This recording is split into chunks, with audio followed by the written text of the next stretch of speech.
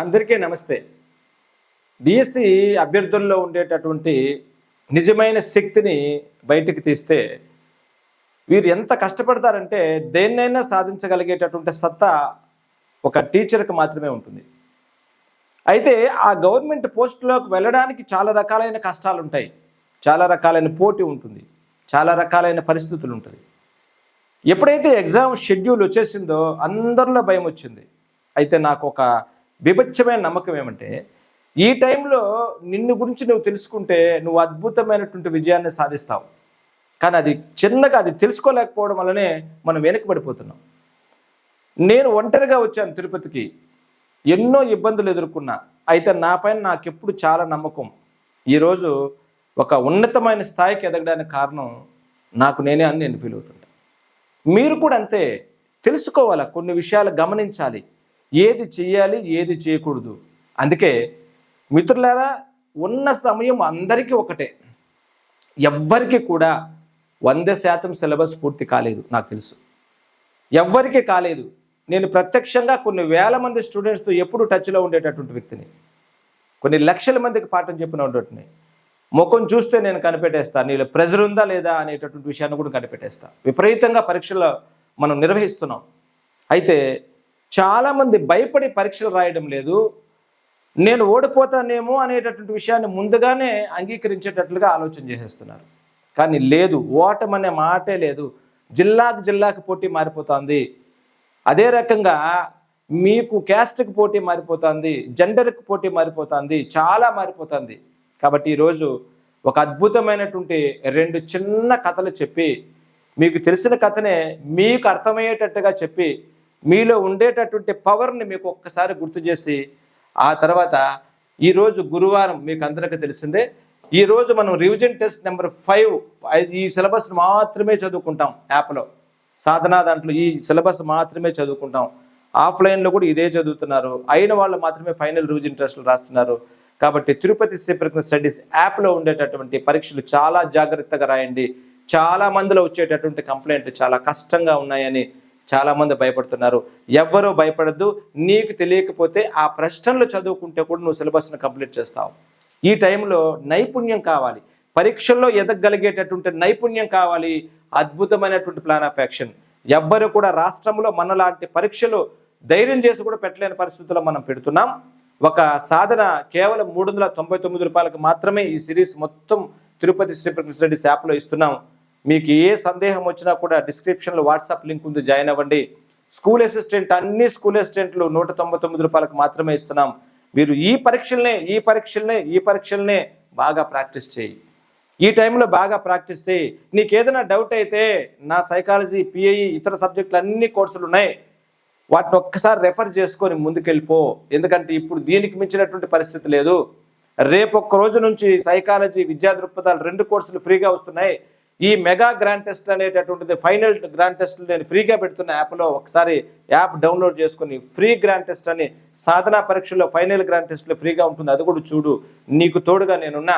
చివరి రోజు వరకు నేను చెప్పేది నువ్వు చేయి. నీకెందుకు జాబ్ రాదో ఒకసారి గమనించండి.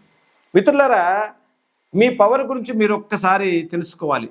ఎందుకంటే మనం సాధారణంగా ఈ టైంలో మన గురించి మనం తెలుసుకోవాలి. అసలు నేను దేన్ని నమ్ముతానంటే నా శక్తిని మాత్రమే నేను నమ్ముతా. నాకు నేనే పోటీ అనుకుంటాను. 2 విషయాలు మీకు అర్థమయ్యేటట్టుగా చెప్తాను చూడండి. ఎవరిలో కూడా సిలబస్ కంప్లీట్ కాలేదు. ఇప్పుడు అందరిలో కూడా పెండింగ్ ఉంది. 6 నెలలు చదివేటటువంటి వాళ్ళల్లో కూడా పెండింగ్ ఉంది. 1 ఇయర్గా చదివేటటువంటి వాళ్ళల్లో కూడా పెండింగ్ ఉంది. నీకు కూడా పెండింగ్ ఉండడం కామన్గానే ఉంటుంది. నువ్వు ఎవరినైనా అడుక్కో, నీ రూమ్మేట్ని అడుక్కో, నీ ఫ్రెండ్ని అడుక్కో, నీతో కూర్చునే వాళ్ళని అడుక్కో, ఎవరిని అడుక్కున్నా సరే నేను సిలబస్ పూర్తి చేస్తానని చెప్పలేడు ఇప్పుడు ఎవడు కూడా. ఈ టైంలో మనల్ని మనం నమ్ముకోవాలి. విజయం ఎలా వస్తుందంటే 2 బాగా మీకు తెలిసిన విషయాన్ని 2 చెప్తాను చూడండి. ఒక బావిలో ఒక స్తంభం ఉంది.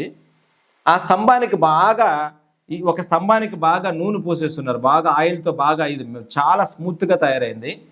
దీని చుట్టూ చాలా రకాలైన కప్పలన్నీ ఉన్నాయి. మీకు బాగా తెలిసిన కథని ఎలా ప్రజెంట్ చేయాలో గమనించండి. అయితే ఒక పోటీ పెట్టారు. ఏ కప్ప అయితే ఈ బాగా జారేడు స్వభావం ఉండేటటువంటి, ఈ స్మూత్గా ఉండేటటువంటి, ఇక్కడ ఉండేటటువంటి ఈ స్తంభాన్ని పైకెక్కుతాయో వాటిని విజేతగా ప్రకటిస్తామని. అయితే చాలా కప్పులు ఎక్కడానికి ప్రయత్నం చేసినప్పుడు కింద ఉండే వాళ్ళు జాగ్రత్త పడిపోతావు అన్నప్పుడు ఆ కప్పులు కొద్దిగా పైకెక్కి కింద పడిపోవడం అనేది జరుగుతూనే ఉంది. ఆ తర్వాత ఎవరు ఎక్కలేని పరిస్థితుల్లో ఇక్కడ ఉండేటటువంటి మరొక కప్ప మాత్రం ముందుకొచ్చి ఎక్కుతూ ఉంది, మెల్లగా పైకి ఎక్కుతూ ఉంది. అయితే కింద నుంచి ఉండేటటువంటి కప్పలన్నీ అరుస్తున్నాయి, నీ వల్ల కాదు, ఇప్పుడే దిగి పైకి ఎక్కితే అక్కడి నుంచి పడితే చనిపోతావు, ఇంకా పైకి ఎక్కితే ఆ నుంచి కింద పడితే నువ్వు బతకలేవు, నీ వల్ల కాదు అని గట్టి కరుస్తుంటే కూడా ఈ కప్ప మెల్లగా ఎక్కి మెల్లగా ఇక్కడ వచ్చి కూర్చునుంది. కూర్చున్న తర్వాత విజయాన్ని సాధించేసింది. గొప్పగా అందరూ తప్పట్లు కొట్టారు, దాన్ని పొగిడారు, అన్ని చేశారు. మెల్లిగా కిందకి దించిన తర్వాత ఎలా ఎక్కావు, అందరి వల్ల కాలేదు కదా, మేము అరుస్తున్నాం కదా, జాగ్రత్తలు చెప్తున్నావు కదా, అయినా ఎలా ఎక్కుతున్నావు అంటే ఆ కప్ప అంది. ఆ కప్ప ఏమీ మాట్లాడలేకపోయేసరికి మనకు అర్థమైంది ఏంటంటే దానికి చెవుడు అనేసి. ఆ చెవిటి కప్ప కాబట్టి అది తన లక్ష్యాన్ని మాత్రమే పైన చూస్తూ ముందుకెళ్ళిపోతూ ఉంది. కింద నుంచి ఎంత మంది న్యూసెన్స్ చేసినా కూడా అసలు ఏది పట్టించుకోలేదు. కాబట్టి ఇది ఇక్కడ ఖచ్చితమైనటువంటి విజయాన్ని సాధించింది. బాగా గుర్తుపెట్టుకో. రెండో విషయం మీకు అర్థమయ్యేటట్టుగా చెప్తాను, గమనించండి. సాధారణంగా పులులు కానీ సింహాలు కానీ లేళ్లను వెంటాడుతూ ఉంటాయి, జింకలను లేళ్లను వెంటాడుతూ ఉంటాయి. అయితే జింక స్వభావం ఏంటంటే పులి కన్నా వేగంగా పరిగెత్తగలిగేటువంటి స్వభావం దానికి ఉంటుంది. ఎందుకంటే సన్నగా ఉంటుంది, బాడీ దానికి అనుకూలంగా స్ట్రక్చర్గా ఉంటుంది. పులి సింహం లాంటి దబ్బగా ఉండదు, సన్నగా ఉండడం వల్ల వేగంగా చిన్న పొదల్లో కూడా దూరుకొని వెళ్ళిపోతూ ఉంటుంది. అయితే సాధారణంగా సగం సార్లు ఈ పులికి సింహానికి ఆ లేడి దొరికిపోతుంది. ఎందుకు దొరికిపోతుందో తెలుసా? పులి కన్నా వేగంగా పరిగెత్తగలిగేటటువంటి శక్తి ఉండి కూడా, సింహం కన్నా వేగంగా పరిగెత్తగలిగేటటువంటి శక్తి ఉండి కూడా వాటికి ఎందుకు దొరికిపోతాయంటే తనకు తాను రక్షించుకోవడం కోసం పరిగెత్తేటప్పుడు అప్పుడప్పుడు వెనక్కి తిరిగి చూసుకోవడం వల్లనే. నేను దొరికిపోతానా అని వెనక్కి తిరిగి చూసుకోవడం వల్లనే అది మిల్లీ సెకండ్తో తేడాతో ఇక్కడ వెనక ఉండేటటువంటి పులిని అది క్యాచ్ చేసేస్తుంది. అందుకే ఒక్కసారి మీరు చాలా జాగ్రత్తగా గమనించండి. మీరులో ఉండేటటువంటి శక్తిని మర్చిపోయి, చదవగలిగేటువంటి సామర్థ్యాన్ని మర్చిపోయి, అందరూ కూడా సిలబస్ కంప్లీట్ చేయలేదనే విషయాన్ని మీకు తెలుసు కూడా మీరు ఇంకా దీన్ని పనక పూనుకోలేదంటే ఇంకా నువ్వు వెనక్కి తిరిగి చూసుకుంటున్నావు. వద్దు, ఈ రోజు నుంచి నువ్వు ప్రశాంతంగా ముందుకెళ్ళిపో. నిన్నెవ్వరు ఈ ప్రపంచం లాపలేరు. సిలబస్ నేను చెప్పినటువంటి సిలబస్ని ఈరోజు మీరు గమనించండి. ఈరోజు 5వ టెస్ట్లోకి మనం వెళ్తున్నాం. ఈరోజు గురువారం. ఈ ఒక్కదికి నేను బోర్డులో చెప్పిన దాన్నే చదవండి, ఇంక దేన్ని చదవద్దు. సిలబస్ కంప్లీట్ చేసేస్తా. సూక్ష్మంగా ప్రతి పాయింట్ చదవద్దు. ఈ ప్రశ్న ఇంకా డెప్త్గా ఉంది అనే మాట పక్కన పెట్టు. స్థూలంగా చదివేసి అయితే ఈ బిట్లు మాత్రం 100% నువ్వు నేర్చుకో. వీలైతే ఈ పేపర్లు ఇంటికి తెప్పించుకొని నేర్చుకో. మొదటగా జీకే కరెంట్ అఫైర్స్ చూడు. 2024 నవంబర్ ఇచ్చాను. దీంట్లో నీకు అప్డేటెడ్గా ఉండేటటువంటి జీకే కరెంట్ అఫైర్స్ కూడా, జీకే కరెంట్ అఫైర్స్ అనేటటువంటి కోర్సు పెట్టాం మన యాప్లో. మనం రోజు 5 బిట్లు ఇస్తాం కదా, అందులోంచి కానిస్టేబుల్కి 25 బిట్లు వచ్చినాయి. కేవలం 99 రూపాయలకి అన్ని పీడిఎఫ్ నోట్స్లు, ఇక్కడ జరిగినటువంటి నోట్స్లు కూడా ఇచ్చినాం. అది కూడా బాగా చదువు. ఆ బిట్లే చదువుతూ కూడా నీకు చాలా ఉపయోగంగా ఉంటుంది. కరెంట్ అఫైర్స్లో ఉండేటటువంటి అంశాలతో పాటు క్రీడలు, పదాలు, ఒలింపిక్స్, ఆసియా క్రీడల గురించి చదువుకో. ఆ తర్వాత ఇక్కడ చూడండి, వృత్తిపరమైనటువంటి నియమావళి ఉంది. ఈ వృత్తిపరమైనటువంటి నియమావళి అంటే జాతీయ స్థాయిలో గల ఉపాధ్యాయ సాధికారత చదువుకో. సైకాలజీలో సృజనాత్మకత అలవాట్లు చదువుకో. తెలుగులో ఇక్కడ అర్థాలు, పర్యాపదాలు చదువుకో. అదే రకంగా ఇంగ్లీష్లో forms of language, story, essay, letter writing చదువుకో. అదే రకంగా మీకు మ్యాథ్స్లో చూసుకున్నట్లయితే రేఖాగణితము, చతుర్భుజాలు, ఈ ద్వితీయ ఆకారాలు, వాటి గురించి మాత్రమే చదువుకో. సౌస్టోమ్, ఎన్గ్రామ్స్ గురించి మాత్రమే చదువుకో. వేరేది ఏమీ తాకొద్దు, టైం లేదు కాబట్టి. అదే రకంగా మీరు గమనించండి, సైన్స్, ఇక్కడ సైన్స్ పార్ట్లోకి వచ్చారనుకోండి.